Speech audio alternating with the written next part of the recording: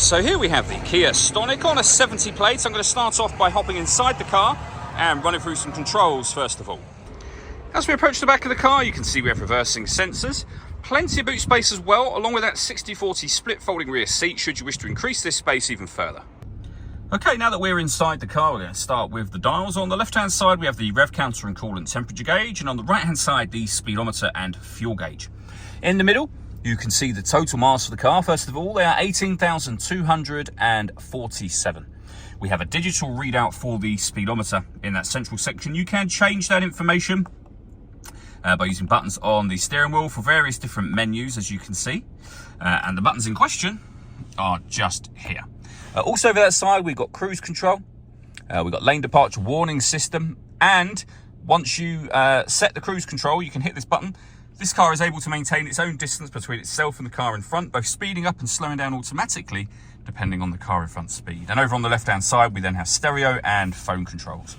In the center is where you would pair up your phone in order that you can use it. It's also where you'll find your satellite navigation, which is a lovely clear color display, as you can see. Very, very easy system to use as well. You can access certain menus down the left-hand side just here. You can go back to your home screen from up there as well. And then you can swipe through to the rest of your options. So you can still access satellite navigation from up here, as you can see. You can pair your phone. You can access the radio.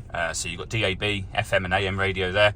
And you can listen to your own music as well. You can adjust the volume just here.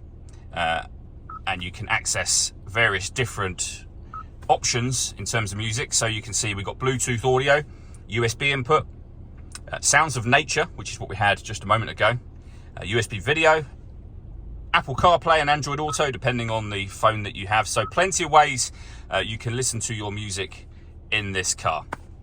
And you can see those also displayed on that main menu too. If we go down from there, we have the climate control. So you can adjust the temperature, the fan speed, the direction that you'd like the air to be distributed in. When you're happy with those settings, that's your air conditioning on. Or hit auto, the car will now maintain the temperature you've asked for by taking full control of the fan speed for you.